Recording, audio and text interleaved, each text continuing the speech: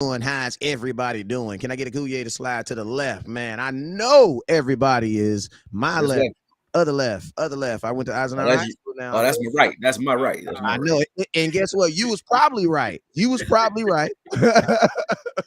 You was probably right. But yo, man, what's up with you guys? It's your boy West Coast. We back, man. 3-Show Joe. That's what they call me in the streets, man. 3-Show Joe. And I'm gonna tell you this right here for this last one tonight, man. Oh yeah, I got a special one, man. I got a special one, man. I'm gonna tell y'all this right now. I told y'all I consider myself a very smart person. And you know what smart people do? They hang around with other smarty smarts. You know what I'm saying? They say smarty things, they watch smarty videos. We eat Smarties as candies. That's just what we do. And I'm gonna tell you another thing smart people do. When they have something and it's like, I just might not know a lot about that. You know what they do? They call up one of their smart buddies and they say, hey, smart guy, you want to come on my show and be the regularly smart guy on Brian Schottenheimer since you just dropped a video that just went viral? I mean, it only makes sense. You know what I'm saying? So you know what I did, man. You already know what I had to do, man. I had to go get in my Cowboy decks, hit up my boy Akuye from Akuye Media, man. What's up with you, man? What's good, man? What's good? West Coast, man. You originator of this joint, man. One of the Uh, first to put me on. You and Law put me on, man. So what? Thank you for having me back. yes, Appreciate it. sir. Yes, sir. Hey, shout out to Law. I literally just got, let me tell you, it's well, I not even inside joke, but God is so good. I literally just got off a show with Law. Oh, damn.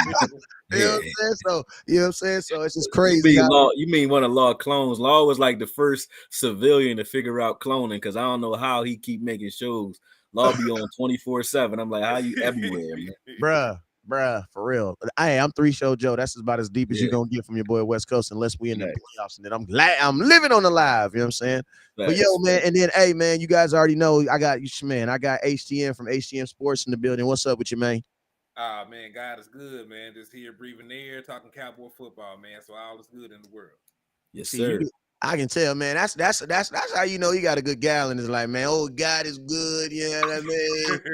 Ain't God that is about good. nothing. Yeah, like you know what I'm Hey, saying. We ain't even in the play Super Bowl no more. Here, Like you God know is what good. we God is good. You know, hey, God is good. hey, a good woman can heal all wounds, my guy. That's what they say.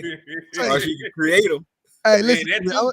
I'm gonna tell you this right now. Shout out to all the beautiful cowboy ladies that's gonna hold us down for the next 7 months. You know what I'm saying? Yes, Because sir. you feel me? Because y'all Yes, gonna hold sir. us down, man. It's gonna get crazy in these cowboy streets. You I'm gonna already tell you, know. it's gonna get crazy out here.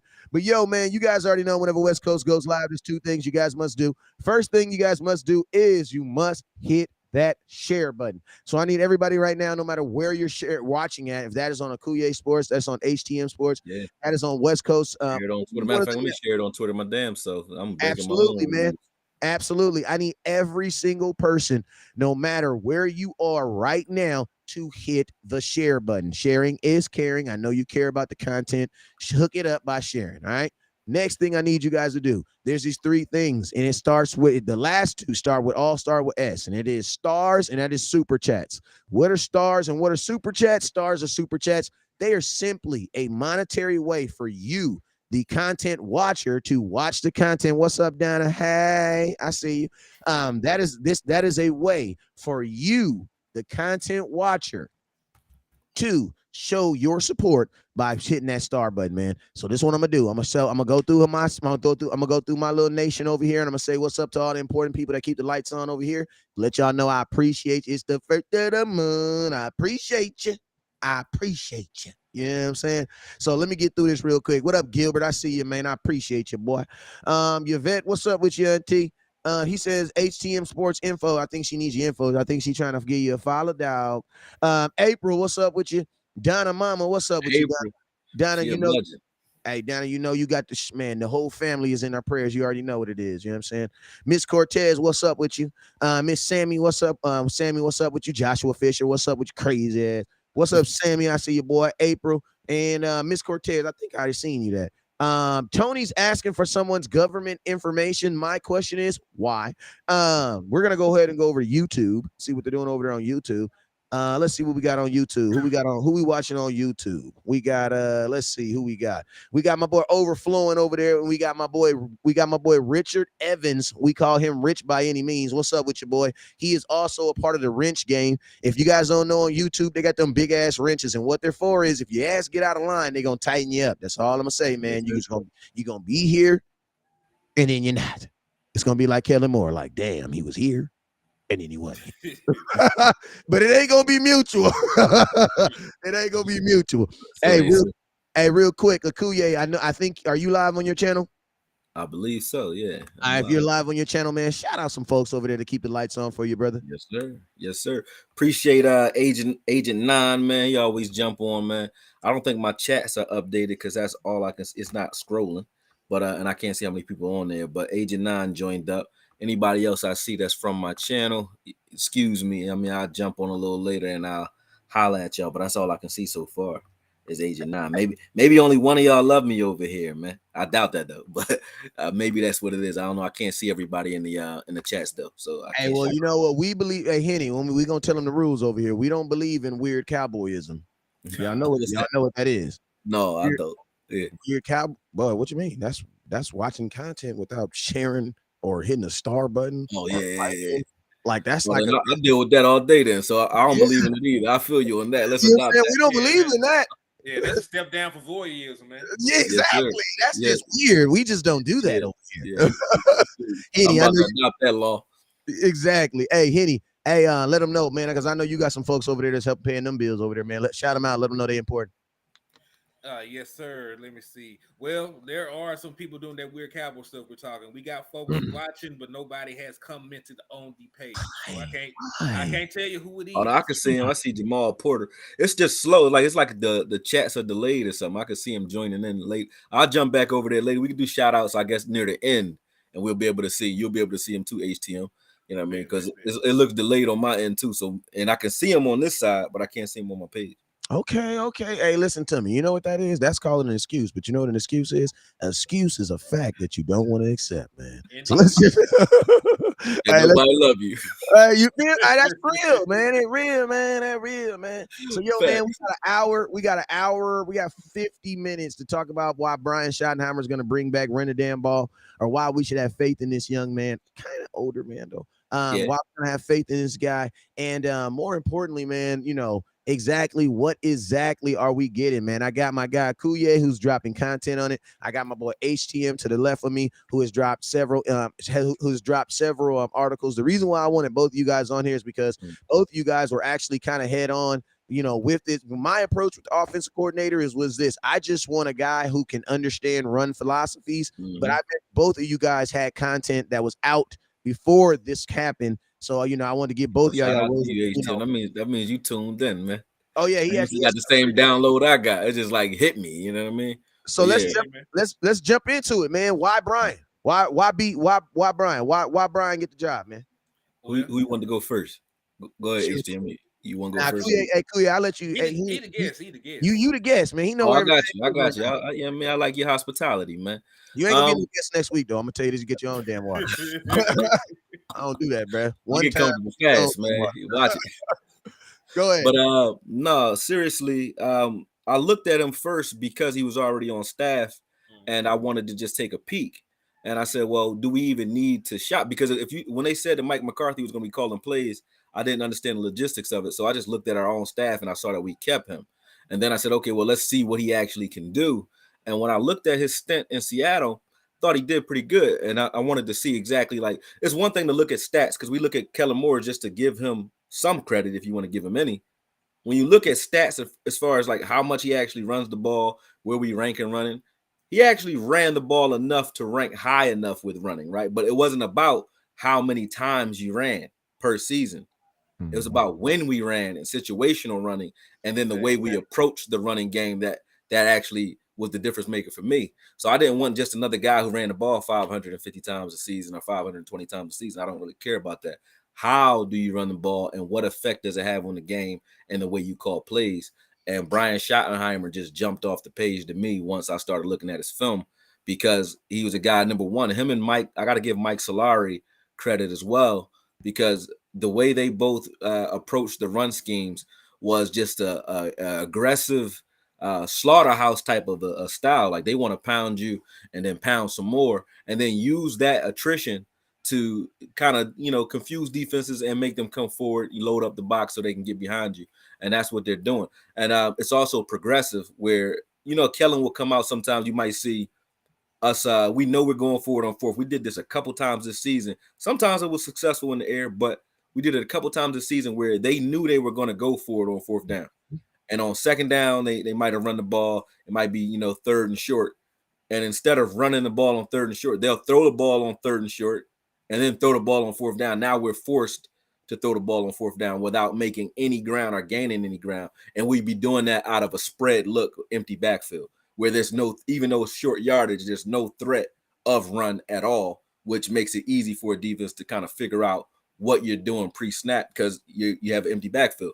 So those type of looks were kind of confusing for me. And I wanted to see if Schottenheimer was like different from that. And when I say he's progressive, a lot of his play actions come specifically off of like targeting specific players. Like he might target your middle linebacker and do like an RPO just to see what type of drop set he takes or what type of angle he takes to the ball. And then right after that, you'll see like 2-3 plays in a row, or maybe even the rest of the game, they'll be playing off of that horizontally or different ways, or maybe making you make two-way goals. He's playing off of specific players, and you can kind of see it. In the Vikings game that I broke down, it was Hendricks. He was going off of Hendricks all day, and you can see that he was kind of targeting Hendricks because Hendricks is a quick guy that gets to the spot fast. So he was using his speed against him with play action, and I thought that was like something that we didn't see a lot of with Kellen. Kellen was a good play designer, not a great play caller, in my opinion. So that's what I saw from him. That's what I think we're getting. And right now I'm breaking down him versus Dan Quinn in 2020 just to see how he did against our own defensive scheme. You know what I mean? And it's pretty impressive in my opinion due to the way he designs his. And this is just from pass. I'm not even looking at run because people were coming at the video like, well, what about the air? He's not creative or he can't throw the ball. The way and he didn't let Russell Wilson cook and all that other stuff that they were talking, but the way he designs his passing scheme is he uses a lot of flood concepts where he just floods zones or floods areas where he makes you pick your poison. You can read the field deep to short, makes it easy for quarterbacks to read, but it also makes it difficult for defenses to cover because they have to make choices. Somebody's going to be open in most cases, but it depends on who you choose to cover or what type of switches you made pre-snap in your assignment. So you either going to get killed deep or you're going to get pinched to death or needled to death underneath. And either way, I'm happy with it because it's very efficient, his style. So I like what I saw. And they put up, I think, 40 points on Dan Quinn in that game. So that's probably one of the reasons he's over here with us. So thank you for that, Brian. You know what I mean? But that's it. That's what I think so far. I feel like that's what we got coming. And I'm happy that we got him. And then once I saw that Mike Solari pick, I knew the writing was on the wall, man. Right. Henny, what's your thoughts? Well, from a similar perspective, like I did look him as well because he was already on the team. And then I looked at his Mike McCarthy's familiarity with him. Like they were both on the Kansas City coaching staff back in the day, serving as Right. position coaches. So he's Right. very familiar with Brian, and his work as a play caller. So and just by the fact of Mike McCarthy, it being public knowledge about McCarthy being the play caller going forward, you were not going to attract no big name, hot shot, no offensive coordinator still trying to make a name, right? When you don't have the power, because anything that happened with the offense, good or bad, Mike McCarthy is probably gonna get the credit for it this year. So Yeah. anybody trying to make their bones in the league was not going to come in here, and willingly take their job and play second fiddle to Mike McCarthy. And we really saw that play out this year already because they already were talking about the dysfunction between Mike McCarthy and Kellen Moore as the year progressed. Yeah. So and I also I saw that he did run a very run heavy scheme, right? Because 2018, a year where we actually played the Seattle Seahawks twice, right? They were the number one rushing offense in the entire NFL, and they took that, and he was able to achieve that with no real big name running back, right? They had a running back by committee, and they were able to produce that top rushing team he had another top 4 rushing offense the following year. And people look at the 2020 season. Some people say he fell off. There are really more politics playing to that than anything. That when they wanted Russell throwing, that's when the let Russ cook stuff actually happened, and it was to the detriment of the team. Was being honest, because Russ ain't Russ. Hey, Ain't what they thought he was. Hey, but you guys know why? You guys know why teams? You know why teams do that though? Why teams want these athletic quarterbacks to throw? And if you guys notice, it's always around contract season. The reason why, I mean, this is just my common sense on why I believe it, but it makes a lot of damn sense, bro. It's because when you're signing a player, you're signing him for what you think he's going to do in the future.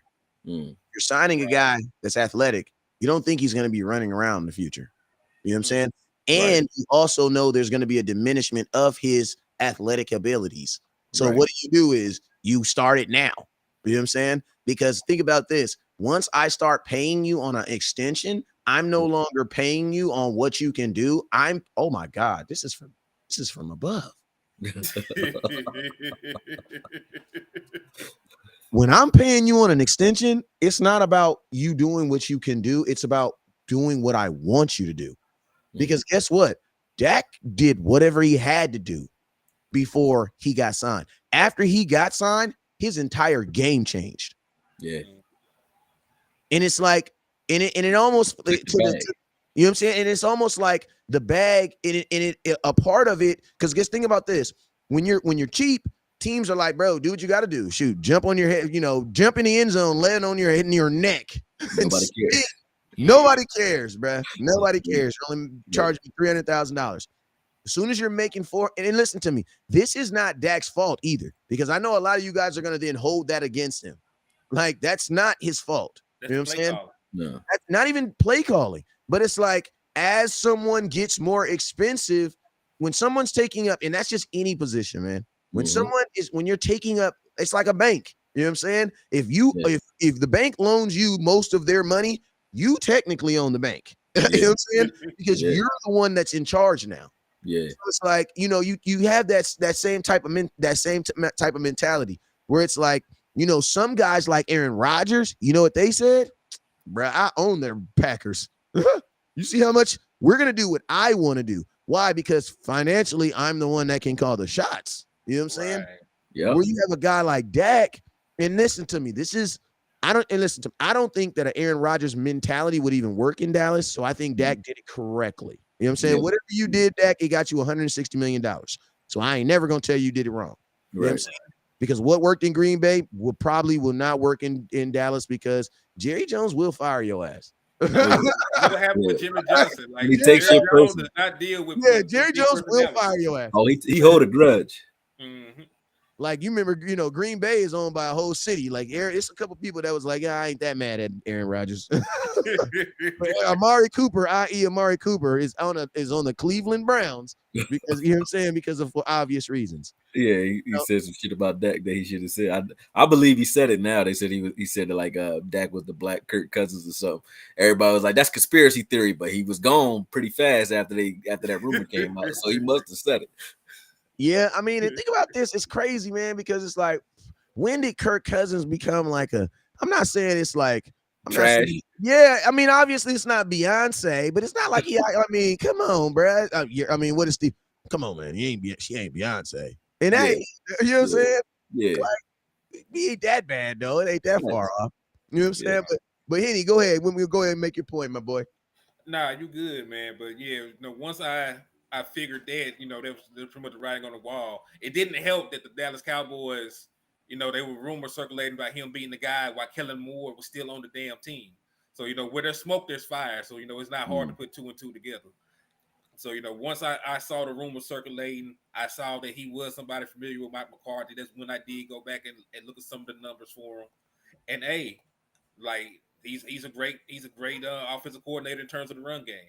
And I'm wearing this run the damn ball head, so I can't be mad about somebody that wants to aggressively run the ball and get some defense. You know what's interesting, and it makes this is a conspiracy theory, because you really don't know. But when you look back on the season, we were like, if we can do what we did with Cooper Rush when Dak comes back, right? Things will, this team will be, lights out. And then when Dak came back, we slowly went back to being a pass aggressive team. And we're like, what happened to all that Cooper? How were we able to control games that way with Cooper Rush? Believe it or not, when I started watching Brian Schottenheimer's film, a lot of the stuff we were doing with Cooper Rush is what he does. You know what I'm saying? Like playing off of play action, a lot of progressive routes that are built off of his play action. So that may be what sealed him. Maybe he had a lot more input into how they approach their game plans when Cooper Rush was in there. And then you can see the contrast, and maybe that was part of the reason they felt comfortable letting Kellen go as well, because I don't that style of play, that wasn't Kellen's style. That smash mouth ball control offense isn't Kellen's style. And I mean, that's what we were running with Cooper Rush, and it was very effective with what we all agree is a lesser quarterback. So maybe that's part of the reason they felt like we might not need Kellen Moore after this is over. So it would be interesting to find out who was influential during that phase of the season, because it didn't look like a Kellen Moore fingerprint was all over that, in my opinion.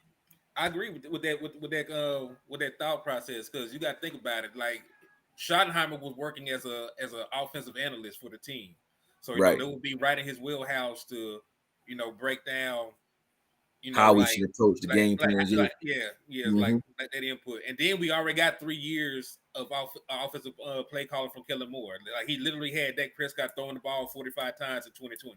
So I know damn well that he was not the guy that wants to run the ball. Then he gave that interview mid-season talk about how much he wants to throw the ball and just killing them inside. So yeah, I'm pretty sure he wasn't just overnight like, yeah, I'm gonna run the ball 30 times this game. Right. Hey, it's also sad too, man. It's also sad the fact that that means last year could have never happened, because I'm pretty sure Brian Schottenheimer had some great ideas in 2022 that nobody was probably listening to. Because I'm gonna tell you this right now: when they fire you and replace you with the guy right behind you, that means you probably weren't listening to him. You know what I'm saying? Because I mean. And also, what it also lets you know, dude? It also lets you know that the Dallas Cowboys 100% gave Kellen Moore way too much power. Way too much power. Yeah. So, I mean, Kellen Moore, as much as we might want to look at him and be like, shoe on him, shame, shame, shame, Kellen Moore is actually a spawn of ours. Like, that is what happens. Like, and I hope that we allow Kellen Moore to always be put up as an example. With the cartels, they put them examples out there. Not don't mess with that area. You know what I'm saying? Right. Let's leave Kellen Moore's body up there for a little bit. You know what I'm saying? Let's not snatch it down. Let's leave it up there as an example, because that was 100% nepotism. We 100% gave him a job, gave him control over something that he was 100% not ready for. And guess what? We allowed guys' careers to be his playground and his figure it out. You know what I'm saying? Now everybody's talking about the windows closing, What the hell you mean the windows closing? You know what I'm saying? Like, that's not fair. That's not right. Yeah, wrong person had the keys. And that's going to lead into this, man. I got two folks on here. We about to go into some rapid fire question, thoughts, and answers real quick. You know what I'm saying? Because Brian, we gonna learn as much about Brian as we know, but I got questions, and I know we all got concerns. I want to know, with what you guys know from a guy named Brian Schottenheimer, what do you think he's thinking right now about Ezekiel Elliott? Good question. Well, you want to go first, Koya? You still the guest, so I think you should. I don't mind. I'm ready. I'm always ready. Well, I don't think it's I think he. Well, first let me say this, because I'm also working a shameless plug. I'm working on a film for Zeke, because a lot of people in this fan base, and this is why I even exist in the first place in this fan base. Same thing we did to Dez, is like a lot of people forget things. Like Dez was playing injured in his last years here, and Zeke has been playing injured the last 2 seasons. So the same concessions I would give a Tony Pollard if he was injured, a Dak Prescott playing injured, anyone that's playing injured, just like you're looking at Mahomes right now playing injured. Obviously, the performance pre-injury is what you're going to look at as what the player is. Although we're dealing with running back, which is an attrition position. If you want to talk about pay, I'm not going to converse about his pay, because obviously I do agree he's probably going to take a pay cut to stay here. That's neither here nor there. That's anywhere in the NFL, though. That's anywhere right. in the NFL. But let's talk about the player and productivity and what he has left. And the reason I say that I think Zeke still has 3-4 years left of good football is because of the way he played in the last 2 seasons before his injuries. When I Facts. was looking at Zeke before the Denver game last season, I took all the film, I watched it, and I analyzed it. He spun off in Carolina. I think he had a 47-yard run.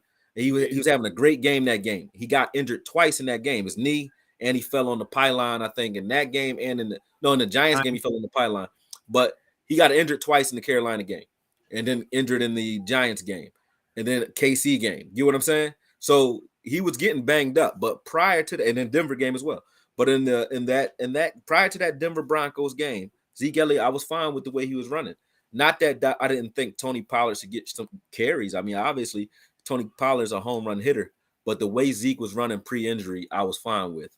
And the fact that he came in with a knee brace and a torn ligament in his knee and still tried to run was commendable. Although I think in hindsight, he probably feels like he probably should have sat down too, because he didn't get any credit for it. You know what I mean? If you're putting it all on the line for the team, and then they look at your stats at the end of the season and say, we're judging you off of stats instead of understanding that you're a guy that's willing to Ronnie Lott this thing and cut your damn arm off and still play. That is what I'm looking at when I look at Zeke, when I was looking at him last season. You know, some people don't like that. They're looking at productivity. I feel you. When you look at this season, same thing. Prior to Zeke getting injured this season, I was fine with the way Zeke played. And then I looked at his offseason, knowing that he was coming into a year where his contract would be in question. What did you do to prepare? And he was preparing in the offseason. He looked spry-footed in the beginning of the season. I looked at the games like the Eagles game, where in that game in particular, how he played. And they forget that in Detroit, he bent his knee backwards in Detroit. He got hit on the sideline. His knee literally bent backwards. That is a season-ending injury for most running backs, or at least taking weeks off, which he did take 3 weeks off. But that's an injury for running backs that sit you down. He still played the rest of the game. And the very next play, I think he hurdled somebody right after that on that same knee. So when I look at Zeke, I look at a guy that's willing to give it all for this team. And I would say that Schottenheimer, the way he runs guys like he did Carson, like he did Penny, Hyde, and those guys, he will run a running back into the ground. He's going to run you. So having a guy that's willing and that's available, is always going to be available as long as he's alive, you know, and breathing, he's going to be available for the snap. And having a guy like that, I think, is valuable for Schottenheimer and also valuable for Jerry Jones and Stephen Jones as well. I think it's just coming down to, you know, a price point at this point. And the way that they design runs, I feel like Zeke will they'll put some years back on Zeke with the way they design their running scheme and their running back by committee game plan. So that's how I think he's looking at him. I think he'll look at Zeke as somebody that he can use as a hammer, and that's how he should be used. I want to put some. I love putting people on the spot, because I think when you put them on the spot, you help them change their mind. Mm-hmm. Eastside Herald and Eric Griffin. I love your thoughts. I love your thoughts on Ezekiel Elliott, but I want to know some questions real quick. Do you guys believe that Kellen Moore was a good or bad offensive coordinator? I want you to put that in the comment box, right? And then after you think about, is he a good offensive coordinator? I want you guys to know, what is an offensive coordinator's job? It is to enhance the talent and put in place of the players that are in charge of. That's what their job. You're either enhance it. You know what I'm saying? Enhance it means take what they have already and make it better, or put them in positions to use their talent to they can make plays. Right? So my question is this: Jerry Jones had two decisions. At the end of the day, he looked at Ezekiel Elliott. He looked at the whole offense, right? And you know what he said? He said, Kellen Moore, you have come back wanting. Wanting mean what? Your ass is out of here, bro. We felt that you did not do your job. Okay? So since the boss, Jerry Jones, has declared, and we all as a fan base identified that Kellen Moore did not do his job, right? How much of him not doing his job do you place on Zeke and him not being able to do his job? Because and that's just real, because the disparity that I see a lot is this. I see a lot of Dak Prescott sucked. He threw a lot of interceptions and he was a horrible quarterback. Ezekiel Elliott looked washed. CeeDee Lamb, I don't know about him. But think about this. They fired the guy who they thought was the problem. Yeah. Yeah. Like, and that's just, and I'm gonna be honest with you, and even to the folks that's like, even to the folks that are say like, oh, the team that you have right now is really. Go ahead, Kuya. You had some. No, just one other thing we didn't say about Zeke, man. He got 876 yards and missed 2 games. Had he not missed those games, he probably would have still got maybe over 1,000 yards this season, and we probably wouldn't be talking about this either. So, I don't. You can keep going off of that.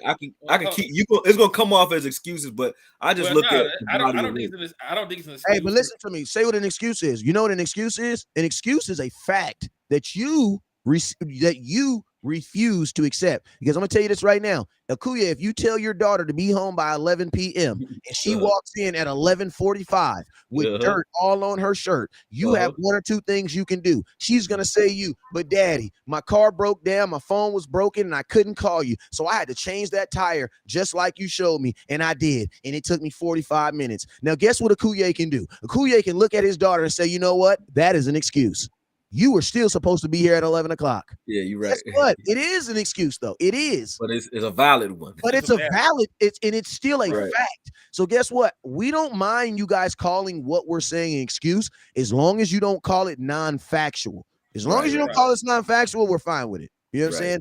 Because some of this stuff is an excuse. And I'm going to be honest with you. I do believe in a season where you fire your offensive coordinator, some folks should get some excuses. Yeah. I'm gonna tell you this right now. I was a district manager for T-Mobile. Lord, I didn't mean to say that. I hope they ain't watching because I wasn't supposed to say that. NDA. But listen to me. I was a district manager. I was a district manager for a company I sued and won. And guess what? You know what I realized? Hey, you know what I realized, man? This is what I realized.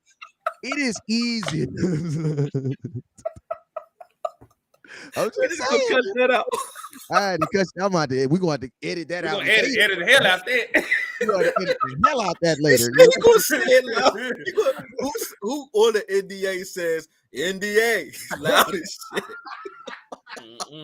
Hey, so at least, listen to me. If they sue me, at least they know I tried, man. You can't even say deniability. You can't even say you ain't know because you said. Just let them know the money is spent. They cannot get that back. It's over. They're gonna say why he can't speak. Hey, Cuzzo, you know the money spent. You know the money spent. It's over with. Hey, I'll write you a check. Better not cash it the next Thursday, though. You ain't hear this from me, but but But the question is this, because this is something I think fans are not doing. Fans, we all celebrated and danced over Kellen Moore's body as he got carried out of here. But I want to know, as we danced over his body and we were so happy he finally got out of here, how much of an excuse do these players get for what Kellen Moore was not doing, hence the reason he got fired? Right. And let me add a little bit. Let me add a little bit more context to this, right? Because you talked about the yardage he had. Like Ezekiel Elliott was also tied for the third most rushing touchdowns in the entire NFL in that short time period. He's washed though with a bum knee. And then peep this in 14 games, which is 14 games is also the second fewest games that he had to start in. Right, he only got 14 starts. That's the second fewest in his career. You know, actually the shortest amount was in 2017 when he was suspended for half the season. So, but then also add in the Terrence Steele injury. I got the numbers right here for the entire. Everything went down after he went down. Yeah, the entire running back production went down. The game that he got hurt was Houston. They were at 4.2 yards an attempt, carry by running backs. The next week, Jacksonville, they were at 3.8 yards a carry for running backs. Philadelphia, they had 3.0 yards a carry for running backs. Tennessee, they were at 2.6 yards per carry for running backs, and it was around the same in the Washington game. And this is all the running backs. This is Ezekiel Elliott and Tony Pollard. So it's not like Tony Pollard was out here having monster games still too. He was struggling as well. I mean, Tony Pollard was an impact. In his last 5 games, Tony Pollard has 214 yards. He has 0 touchdowns. Tony Pollard's last touchdown. And listen to me, I don't bring that up so that I can piss on Tony Pollard. I bring that up because that's a fact. You know what I'm saying? Like people like the fact like, oh, it was Zeke was just struggling. No, bro, everybody was struggling. Think about this. Went down, Think about this. your offensive coordinator had 7 runs for Zeke in that first game in the playoffs. 7. He had 4 the next week. And guess what? 3 of those runs were were not even called run. That was just Dak trying to get out of the way. So it's like, bro, like your offensive coordinator at that time, that was not running the ball was not even something that was. I'm not saying it was not on his mind, but it was definitely not first on his mind. You know what I'm saying? It's still in the game plan. And then I'm gonna ask y'all this too, because I'm really, really big on expectations. Like you gotta have proper expectations. We all knew Zeke was coming into this year to share, bruh. You get into a relationship with 2 women, come on now. They both can't know you're gonna be with you 24 hours now. Yeah. Somebody gonna be mad now. Yeah, like y'all agree now. You guys said you was not gonna get mad. Now, you guys all said at the beginning of the season, Ezekiel Elliott, when I was over here saying that Zeke can be the 3-down back and Tony Pollard need to be a slot. Remember, I said that. You guys told me no. Ezekiel Elliott need to share carries with Tony Pollard because that's what he do. I need to see Zeke at about 15. I need to see Tony Pollard about 15. And guess what? Jerry gave y'all what y'all wanted, bruh. Remember, you guys didn't want Zeke carrying the ball 25, 30 times. That and don't make me pull it because I'm petty. Yep. Y'all didn't want that last year. I specifically wanted Tony Pollard in the slot. Y'all wanted him as a running back. So then my question is this. What were you expecting from Zeke? Carrying the ball 15 times a game. Oh, this is also half of his production. This is also the fewest attempts. You should have gotten half of his attempts of Ezekiel Elliott's career. He only ran the ball 231 times. Yeah. That's the fewest he has ever ran the ball in his entire career. Yeah. Like, what were you expecting? Like, did you guys really think he was? We thought Zeke was gonna have 1,500 yards, and then Tony Pollard was gonna have 1,200 yards. What? We don't commit to running the ball that much to do that. Yeah. Like that you're right. You got a point with that. Like that's they're not paying attention to what Zeke was able to do, and how he was running with a bum leg. Like I said, the way he ran in the end of the season, as far as like the touchdowns, he went on a stretch where I think he had 9 games with the touchdown, 9 straight games. Yeah, like it was crazy. So for him to be able to do that, and then I looked at the Giants game, and he's running with a brace on that's like, a offensive lineman's brace. So that tells you how injured he really is and really was. I think that the Cowboys are very shrewd, like the way they look at injuries. The reason they didn't sign Odell in the first place, like if they look at Zeke's knee and they have their doctors look at it and see that, he really can't recover, or it's just something that's going to be a problem moving forward. I think then obviously they'll make the decision the way they usually do, which is they cut ties early. But I don't think that's the case because of the way they're talking. So I think if Zeke has a healthy offseason and he comes in here ready, we're going to get Zeke again. And I don't think that the Cowboys are looking to get away from him per se. I think they're doing exactly what they said in the media. They're trying to put pressure on that contract, and they want him to take a pay cut. And if he takes that pay cut, I think we'll get more Zeke, and I wouldn't be mad at that at all. Right. Especially with who you got. And I don't even really think it's going to be I don't even think it's going to really be too much of a pay cut. It'll be a pay cut as far as what the salary it is, but the Cowboys will still find some ingenious way, and that's the only thing that we really care about is a salary cap number. They can give Zeke $100 million on the side of the building. We don't really care too much about it, but then we'll be mad if they give him that $16 million. You know what I'm saying? You're not going to get mad. And think about this too. I'm gonna tell you guys something else too. Like, and this is something that as fans, you're not gonna care because you don't have to make this payment. But think about this, right? You got an X, and listen to me. Jerry actually likes Zeke because Zeke is actually being positive. But I'm just saying for the fans who don't like Zeke, right? You got an X, right? Y'all done. Y'all don't want to be together, right? You got to pay. You can save $10 million, right? You can let her go, right? You can let her go, right? But you still got to then pay her $6 million because think about this, and you're still single. So imagine love a divorce. Exactly. So imagine this. What's really going to happen if you get rid of Zeke? You're going to save $10 million, but you're going to write him a check for $6.5 million to not be on your team. So think about that. Malik Davis don't make that. You'll be paying more for a running back that's not on your team than the running backs that are on your team. Yeah.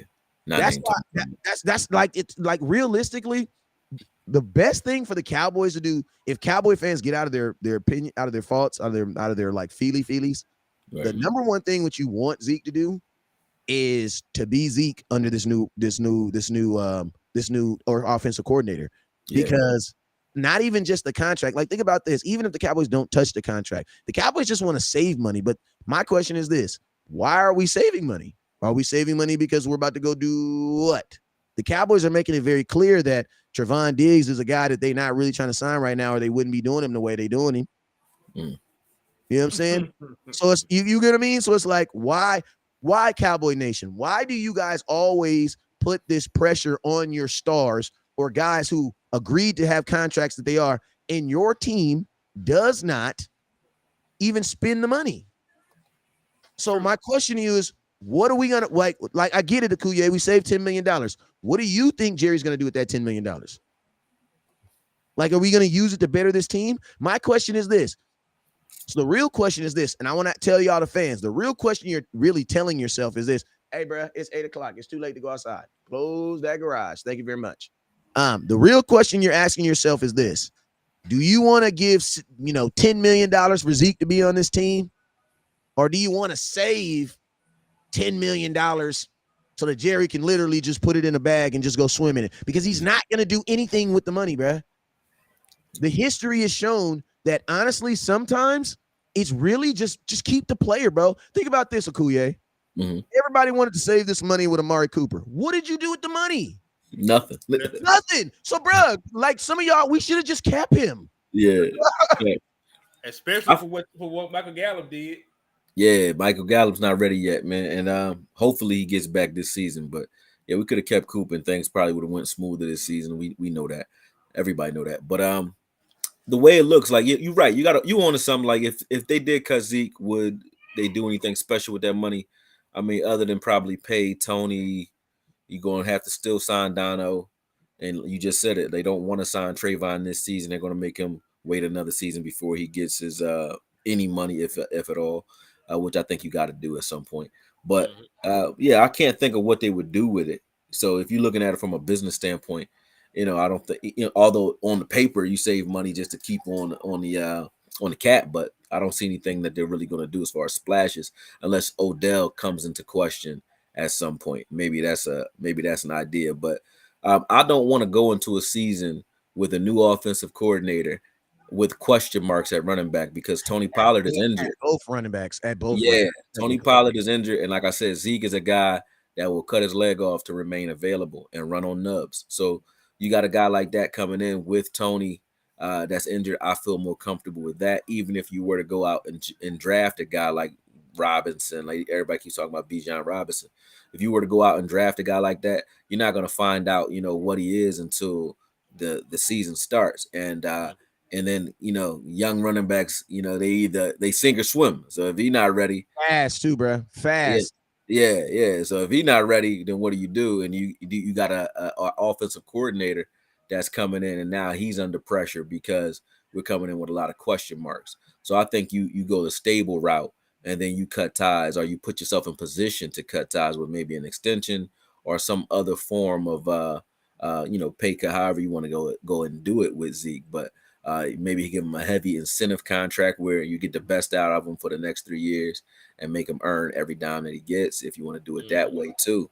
I'm not opposed to what you do financially to keep him, but it doesn't make a lot of sense if you're not going out and making a big splash in the running back market to get rid of him at this point, in my opinion. I don't see what you're about to do that's better right now. Yeah. You're not trading for anybody, and a draftee is an unknown commodity, and Tony hurt. So what you doing with that?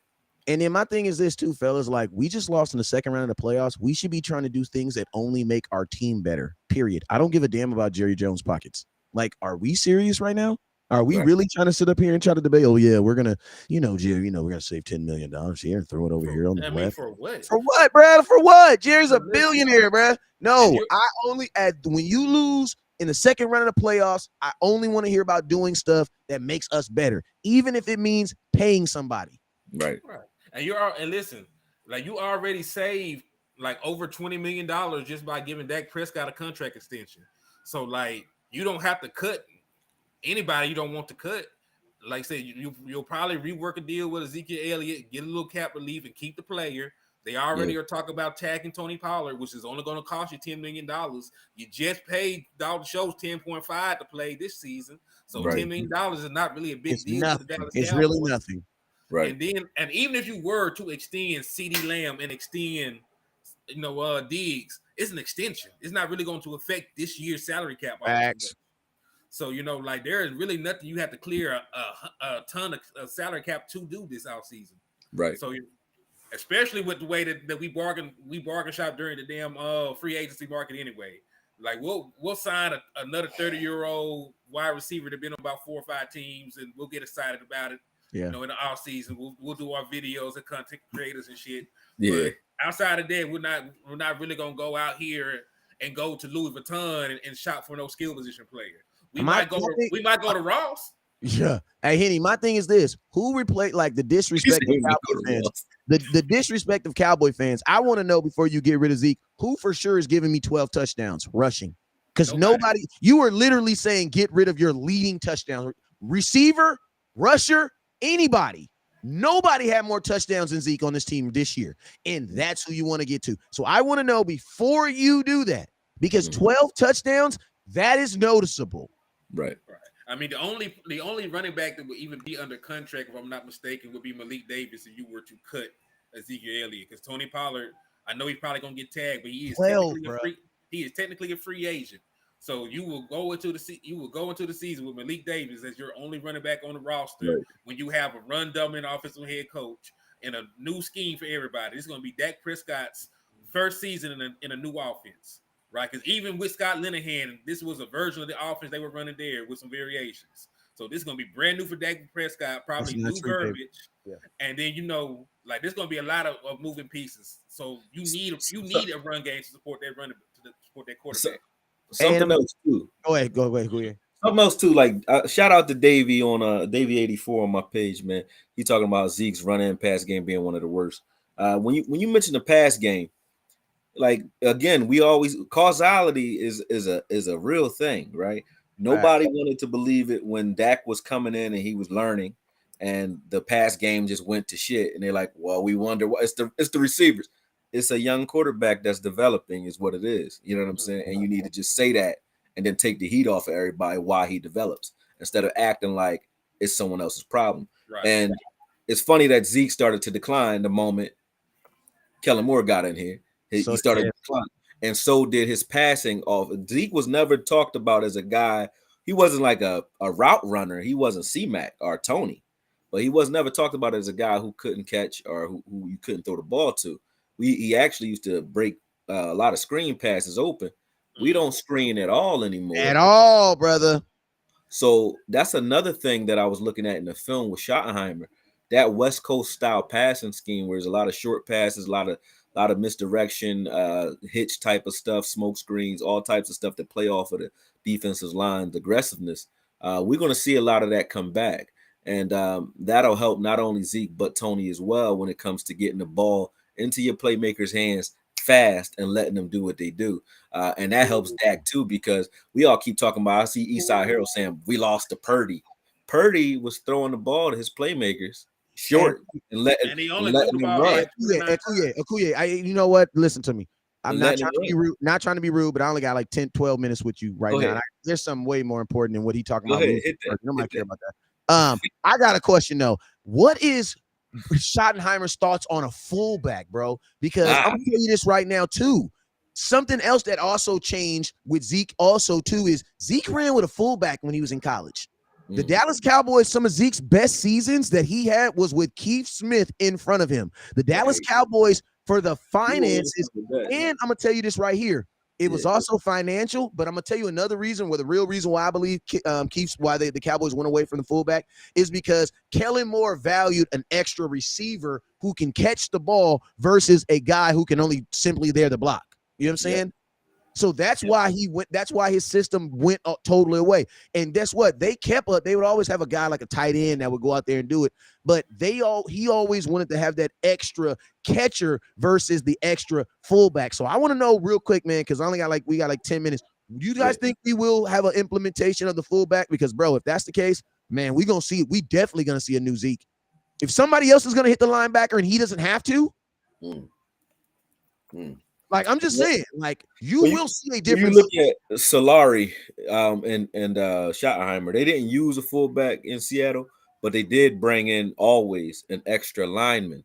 So it was always an off balance line, like it was an imbalanced line. Every time they came out, they would use number 74 Fant as an extra lineman. So what they were doing, they were spreading out those run gaps for that defensive line and those linebackers where you can get to numbers no matter which direction you're running. Meaning, when I say good to numbers, I mean you got good numbers, a good ratio, blocker to defender on either side of the ball. And then with misdirections and certain pulls and getting guys out in space, they were able to gain extra numbers on either side post snap. So you'll see that if they want to bring a fullback or drop one of those guys or one of our tight ends into the backfield, I think that's what we'll see. But if not that, the way we had Peters here, we had McGovern here, we had extra guys that even last year we had Steele and McGovern who were rotating in as well when we still had Collins. He will use those extra linemen if you have linemen that are sitting there that are good, even if they're not, because Fant wasn't good. But he will use those extra linemen to gain the edge in front of him. Shoot. Yeah, he'll gain the edge in the ground game with that extra lineman and take a tight end off the field. He will do that, and they were doing that consistently. So, fullback or no fullback, they will have an extra hat in there that can help Zeke, bust some stuff open though. So I don't know if they do a fullback or not. Maybe a tight end that's in there doing it, or they may bring an extra lineman and do the job. Hey, real quick, shout out to my boy. That was my boy. Actually, that was a Chris Hegan. My boy Night Owl actually came up. He's the one that brought that thought in there. He put Keith Smith in there, and it just led to something else. Also, shout out to my boy over here, Matt Brayton, that's killing it on super chats. Appreciate you, my boy over there. I appreciate you. Hey, last question, man. We got I still got 10 minutes. We can roll. I drive real fast. Hey, listen to me, my boy. Eastside Herald just said we're delusional. Hey, listen to me. If you're a delusional Cowboy fan, you're right where you're supposed to be. Where is Eastside Herald right now? Somewhere, man. But if I'm not mistaken, he's a Houston Texans fan that's in a Cowboy chat in every Cowboy live video. So how are we the ones that are delusional? We don't watch y'all videos, bro. You know what I'm saying? Y'all I'm gonna keep it real with you. Listen to me. The definition of fan is fandom, is fanatic. So think about this. If you're not delusional about your team, you know what you do? You switch your team every year. Why? Because your team didn't win last year. You know what I'm saying? So if you're not delusional about your team, you're not a real Cowboy fan. But I will say this, Eastside Herald, you're weird. I love you, but you're weird. You know what I'm saying? But hey, man, salute to y'all on hiring that coach, though. That's what's up. Yeah, there you go. Yeah, I do like that hire. I will give you that. Y'all held it down for the bros. You know what I'm saying? Fired one, hired another one, man. I love it. But hey, man, my last question I'm gonna throw to this running. This is the official run the damn panel, man. We got to get a Kuye a hat, man. Get him a hat for real, man. I'll be honored. I want the last question. Just make sure it match my hoodie. Oh yeah, I can get a black and red one. I got to stop the run that actually match it right now. What about your quarterback, man? Because, Russell Wilson ran a lot. Russell Wilson, I'm going to tell you this. In order to be the number one rushing team in football, it took more than just a running back because the Seahawks ain't had 1,000-yard rusher in a long time. Yeah. That argument, I was looking at the stats. That argument actually helps Kellen too, to be honest with you, because when you look at the Eagles, who outran us this season, 760 yards is hurts. So when you remove the running quarterback equation, we actually were pretty damn good running the ball this season too. That actually helped Kellen out. I was looking at that. I was like, damn, that's interesting. But when you were saying like running quarterbacks, Dak will be running again, man. Yeah, they'll run Dak, but a lot of Russell's Wilson's runs, they weren't all design runs. If you now that I'm looking at the film, he would miss reads and just take off sometimes like he would when he was young.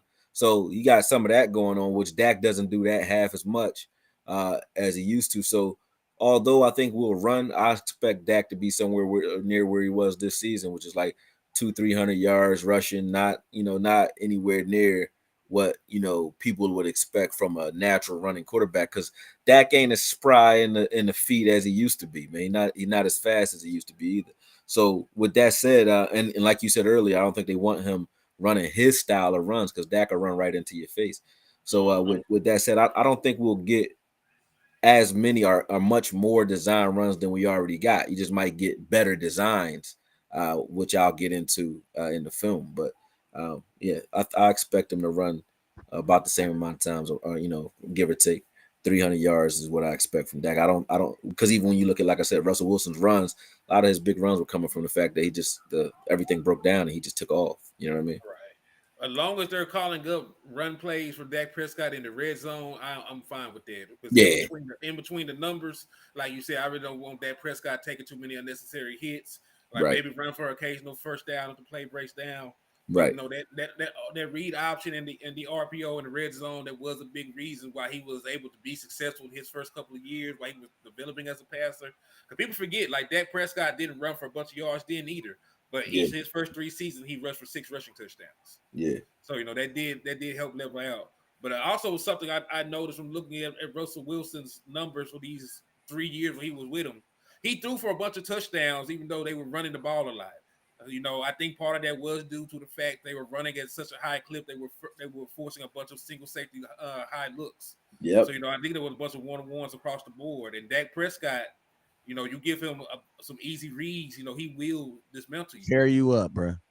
And that's all he's gonna get is easy reads. That's all you get with this running with the way they run the ball. You gotta look like, especially when they bring that extra man in there, that extra lineman in there. That's what I saw out of everybody. You eventually revert to bringing an extra man in the box to try to deal with it, or running a different defensive scheme altogether, like some sort of bear look where you got an extra lineman in there to try to deal with that. So it's pick your poison. If you don't do that and you try to do what like the Rams did against them, or what the Falcons tried to do against them, which is just spread out and play, the run gaps become Rob Marinelli-esque, where you got big giant lanes for guys to run through. You even saw a screen pass in that. You don't take a shot at that. You just took a shot at Rob Marinelli. It took me a minute. It's not a shot. It's just like we was starting out the way, man.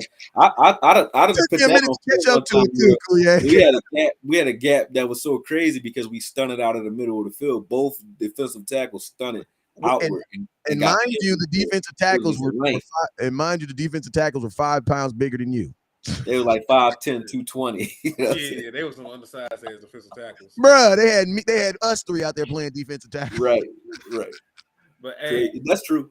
But speaking of Russell Wilson, let's look at this: 35 touchdowns in 2018, despite having the number 40 in 2020. Yeah, 31 in 2019, 40 in 2020. They were talking about let Russ cook, but when Schottenheimer left, he has barely reached 40 touchdowns in the last 2 years combined.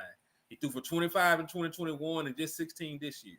So say what you want to, but he did help Russell Wilson a lot. Yep. Yeah, and on point with that.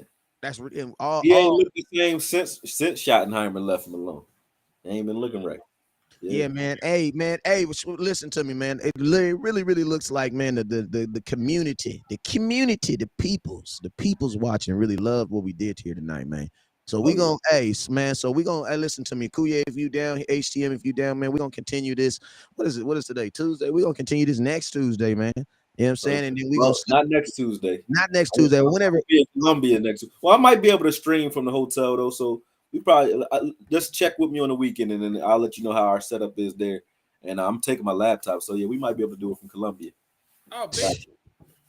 Well, goddamn, I'm just going to Arizona. Goddamn. I'll be back Friday. I'll be back next Friday. All right, man. Don't come back here don't drink no weird water down there. Come back here looking like a Kellen Moore offense. I know, man. I'm about to take a couple bottles with me, man. I don't want that DR water because you know how it is. For real. DR, you ain't coming back. Ah, that's funny. Hey, well, Kuye, man, let them know where they can find you at, my boy. Man, AKOYE Media on YouTube, especially. You can also follow me on Twitter. I'm starting to put clips up there I'm learning how the Twitter world works. You know what I mean? I'm old. I'm 40 this year. You know what I'm saying? But I'm following me on Twitter as well at the same name, and on IG, man.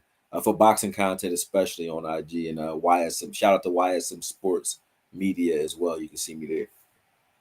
Yeah, man. Kuya, you definitely your own soul, man. I remember we played the Giants week 1, and I don't even think we won. I think we lost. And it was like week 5. And I'm like, Okoye's like, yeah, man, I'm about to do this video, man. I'm gonna send it over to you, man. Man. I'm like, all right, I'm thinking it's gonna be on week 5. Like, who is it? He's like, it's the Giants week 1. I'm like, like, man, it takes me time to do my content. I don't just rush. I put my time. I don't like this dude is sick. He don't give a damn, man. He putting this content out when he put it out, man. That's the one thing I hate the most about making content is during the season is the fact that everybody want this week's worth of content, but and Kuye don't care. When I do that content, it's like, to me, that's creating worthless content because once it's done, nobody want to watch it no more after that week. Now, next week, stay on to something else. I like making pieces that people keep going back to and watching. So I'm like, I like making content that's based off of like an idea rather than what's going on in this week. You know what I'm saying? That's just me. If I had to do it every week, it feels too much like a job, man. Like, I gotta hurry up by Wednesday. I gotta get this video out or else. So now the quality is going down because I'm on the clock. You know what I mean? And you get to pick and choose your content. You know what I'm saying? That's one of the things. I get to pick and choose my content. You know what I'm saying? Henny, let them know where they can find you, my boy. Hey, man, it's Henny the Moore on Facebook, and then it's HTM Sports on all other platforms, man.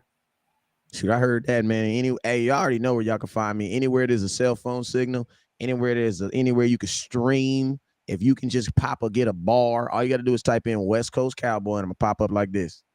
Hit that link. You feel me? That's your boy. You feel me? That's your boy.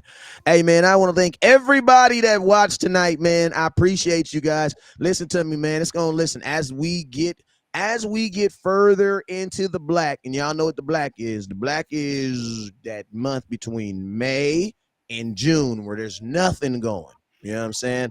I'll tell y'all this right now. Enjoy this content. Enjoy the things that you guys are getting. And also, you guys keep your commitments that you guys made to yourselves. When we was about to play Tom Brady and you said, swear for Jesus, I promise Jesus, if you beat Tom Brady, I'm going to watch Cowboy content. I'm going to be in tune. I'm going to watch the draft, Lord. I'm going to watch the free agency, Lord. I'm going to know the second pick draft name, Lord. I promise you I'm going to know the second pick draft name this year, Lord. Listen, all them promises, I got a couple promises I got to keep myself too. You know what I'm saying? That's why I'm not cussing so much. But yes, the Lord did his part. Now we got to do our part. Stay connected. That is the key for the offseason. Stay connected. Because once you get disconnected, you're behind. You know what I'm saying? And then we're going to fight all season when I'm trying to tell you crazy stuff that you should have already known. You know what I'm saying? Stay connected. You guys already know what it is. Never look down because stars up. Peace. Peace.